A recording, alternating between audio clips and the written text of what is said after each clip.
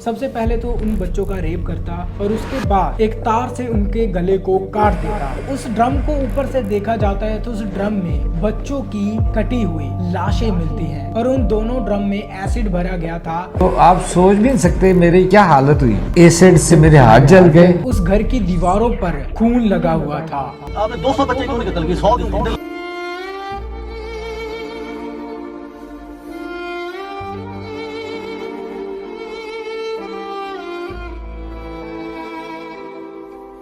Pakistan 1999 police को एक confession letter मिलता है। इस लेटर में लिखा गया था, मेरी गिनती 100 पर आके खत्म हुई, मेरा मिशन पूरा हुआ, मेरा मैसेज पूरी दुनिया तक पहुंचेगा, सैकड़ों माओं को रुलाऊंगा, उनकी डेड बॉडीज को कफन के बिना ही दूसरी दुनिया में पहुंचा दूंगा। और इस कन्फेशन लेटर में बहुत ही ज्यादा डिटेल में सब कुछ लिखा गया था, कब किस बच्चे का मर्डर किया, इवन के उनकी डेड बॉडीज को कैसे एसिड में डिसॉल्व किया गया और किस टाइम पर किया गया, ये सब कुछ बहुत ज्यादा डिटेल में लिखा गया था। और सेम कन्फेशन लेटर पाकिस्तान के ही एक न्यूज़पेपर यंग न्यूज़पेपर के हेड ऑफिस में आया था। पुलिस ने तो इस कन्फेशन लेटर को ज्यादा सीरियसली नहीं लिया, लेकिन यंग न्यूज़पेपर का जो एक एडिटर और रिपोर्टर था, उन्होंने इस लेटर को काफी सीरियसली लिया और इस लेटर पर जो एड्रेस दिया गया था वहां पर जाने का फैसला किया। ये एड्रेस था 16B रावी रोड। जब रिपोर्टर अपनी टीम के साथ यहाँ पर पहुंचते हैं तो उन्हें एक सुनसान घर मिलता है। इस सुनसान घर को देखकर ऐसा लग रहा था कि बरसों से जहाँ पर कोई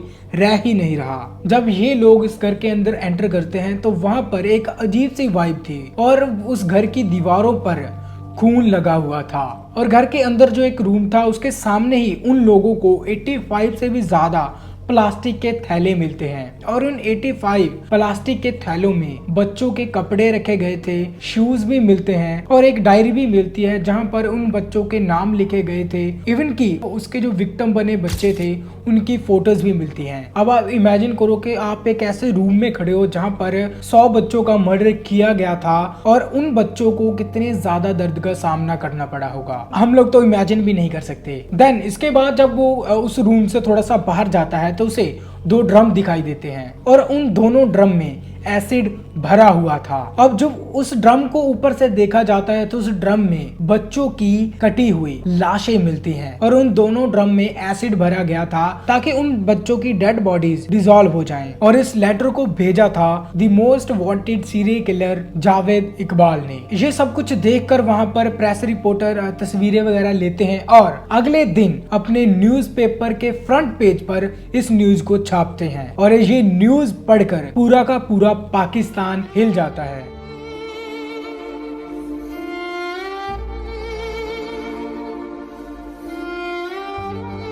पाकिस्तान में किसी को पता ही नहीं चला, किसी इंसान ने 100 बच्चों को मार दिया और पुलिस ने भी ध्यान नहीं दिया। जनता का प्रेशर आने के बाद पाकिस्तान की पुलिस हरकत में आती है। अब उन पर काफी ज्यादा प्रेशर था कि इस सीरियल किलर को जल्द से जल्द पकड़ा जाए। पाकिस्तान की हिस्ट्री में ये पहला ऐसा केस था जहां पर एक सीरियल किलर को पकड़ने के लिए इतनी बड़ी टीम की जरूरत पड़ी, लेकिन पुलिस के इतने ज्यादा सर्च करने के बाद भी वो नहीं मिलता। लेकिन जहां पर मैं एक थोड़ा सा और रेफरेंस आपको देना चाहूंगा, ये सब कुछ होने के पहले ही जावेद इकबाल पुलिस के पास खुद ही चल कर आया था अपने आप को सरेंडर करने के लिए। उसने पुलिस को बताया था कि उसने 100 बच्चों का मर्डर किया है, उसके पास सबूत भी है, लेकिन उसका हुलिया वगैरह देखकर उसे छोड़ दिया गया। ये इंसान कहां से ही सीरियल किलर हो सकता है, और उसे भिखारी समझकर उस पुलिस स्टेशन से भगा दिया गया था। और एक दिन क्या होता है कि जो यंग न्यूज़पेपर जिसके बारे में मैंने आपको पहले बताया, वहां पर एक दिन जावेद इकबाल खुद ही चलकर आता है और अपने कन्फेशन लेटर के बारे में उस रिपोर्टर को बताता है। तो वहां पर कैमरा वगैरह का सेटअप किया गया, जावेद इकबाल का इंटरव्यू लिया गया और यहाँ पर जावेद इकबाल अपनी पूरी कहानी बताता है। मेरे पास आज भी इतने पैसे थे कि मैं ये सिलसिला जारी रख सकता था। ये काफी ज्यादा अमीर फैमिली से बिलोंग करता था, तो इसीलिए इसके पास पैसे की कोई भी कमी नहीं थी और इसकी शादी वगैरह भी हो चुकी थी, इसके बच्चे भी थे, लेकिन ये अपनी फैमिली से दूर ही रहता था। जावेद इकबाल के साथ एक इंसिडेंट काफी ऐसा भयानक हुआ था कि जब वो 17 साल का था, उसी के एक पड़ोसी ने उसके ऊपर एक बच्चे को सेक्सुअली अब्यूज करने के लिए इल्जाम लगाया था, जिसकी वजह से उसे पुलिस स्टेशन जाना पड़ा और सजा काटनी पड़ी। जब वो जेल में था तो कोई भी उससे मिलने के लिए नहीं आता था, सिर्फ और सिर्फ उसकी माँ ही थी जो उसका ख्याल रखती थी और उससे मिलने आया करती थी। उसकी माँ उसे मिलने के लिए आती और रोती भी थी। तो जावेद इकबाल को अपनी माँ का रोना देखकर काफी ज्यादा बुरा लगा, इसीलिए उसने ठान लिया कि वो जब तक पाकिस्तान की 100 माओ को नहीं रुला देता तो वो चुप नहीं बैठेगा। और माओ को रुलाने का उसने सबसे आसान तरीका ढूंढा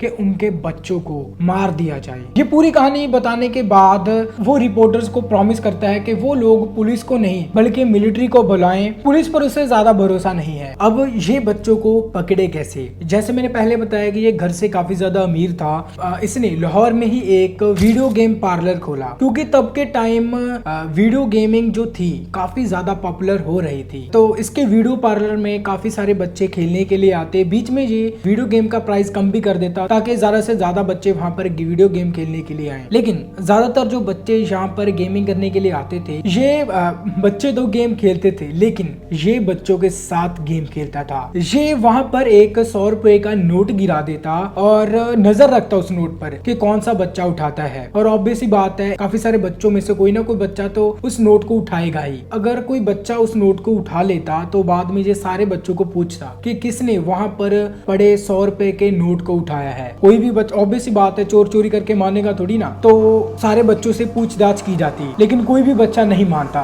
तो इसके बाद ये बच्चों की तलाशी लेना शुरू कर देता। जब ये उस बच्चे को पकड़ लेता तो ये उस बच्चे को अपने कमरे में ले जाता और उसे सेक्सुअली अब्यूज करता और जाते टाइम उस बच्चे को 100 रुपए का नोट भी दे देता ताकि वो बाहर जाकर किसी को कुछ बताए ना। लेकिन इस वीडियो पार्लर में उसे काफी मुश्किल हो रही थी अपना शिकार ढूंढने के लिए, क्योंकि ज्यादातर बच्चे अमीर घर से थे। अब उनके बच्चे ज्यादा गेम खेलने लगे थे क्योंकि प्राइस कम था। वो अपने बच्चों को रोकने टोकने लगे और अब वीडियो पार्लर में बच्चे आना काफी ज्यादा कम हो चुके थे और इसने उस वीडियो पार्लर को बंद कर दिया। तो इसने काफी टाइम तक सोचा और लाहौर में ही एक एक्वेरियम खोला। एक्वेरियम जहाँ पर मछलियां वगैरह के टैंक होते हैं और छोटे बच्चे, ताकि वो इन मछलियों को देखने के लिए आए और ये उनमें से कोई ना कोई अपना शिकार ढूंढ ले, क्योंकि बच्चों को टारगेट करता था। और यहाँ पर भी इसने वही 100 रुपए के नोट वाला गेम शुरू कर दिया और इसने सोचा और इसकी नजर गरीब बच्चों पर पड़ी, क्योंकि गरीब बच्चों के बारे में ज्यादा कोई सोचता नहीं था। तो इसने गरीब बच्चों को ही टारगेट करना शुरू कर दिया। ये उन्हें 100 रुपए के नोट का लालच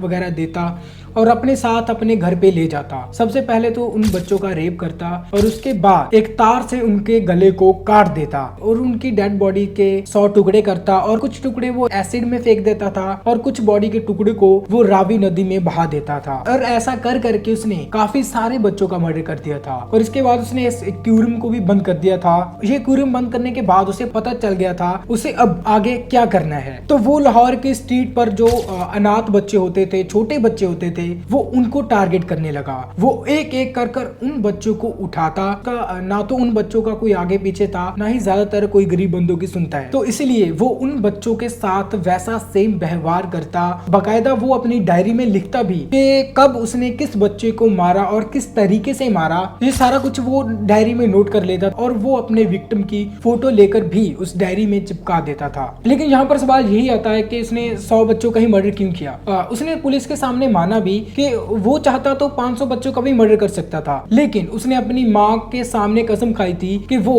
100 बच्चों का ही मर्डर करेगा और 100 माओ को रुलाएगा। तो ये सारा कुछ बताने के बाद पाकिस्तान की पुलिस ने उसे अरेस्ट कर लिया और उसे अदालत में ले जाया गया। लेकिन अदालत में जो जज था जज्बाती होकर एक काफी अजीब सा फैसला सुनाया कि उसे फांसी पर 100 बार लटकाया जाएगा। लटकाने के बाद उसकी डेड बॉडी के 100 टुकड़े किए जाएंगे और वैसे ही उसकी बॉडी को एसिड में फेंक दिया जाएगा। पूरी दुनिया में किसी भी जज ने ऐसा फैसला नहीं सुनाया होगा। तो अलग अलग कंट्री की सरकारों ने काफी सारा दबाव दिया पाकिस्तान के ऊपर के वो एक इंसान को ऐसी सजा नहीं दे सकता। तो इसके बाद जब 10 अक्टूबर को इसको फांसी दी जानी थी तो उसके 2 दिन पहले ही जिस जेल के सेल में इन्हें रखा गया था वहां पर इसके एक और साथी की और जावेद इकबाल की डेड बॉडी मिलती है। इन दोनों के चेहरे नीले पड़ चुके थे। ऐसा लग रहा था कि उन्हें जहर देकर मारा गया है। लेकिन पाकिस्तान की जो पुलिस वाले थे वहां उन्होंने फॉरेंसिक रिपोर्ट में ये साबित कर दिया इन दोनों का मर्डर नहीं किया गया है, बल्कि इन दोनों ने सुसाइड की है। और इस तरीके से जावेद इकबाल का अंत हो गया। सो ये वीडियोस मैं एजुकेशन पर्पस के लिए बनाता हूँ और अगर वीडियोस आपको अच्छी लग रही हो तो सब्सक्राइब करना, लाइक करना, शेयर करना। Thanks for watching.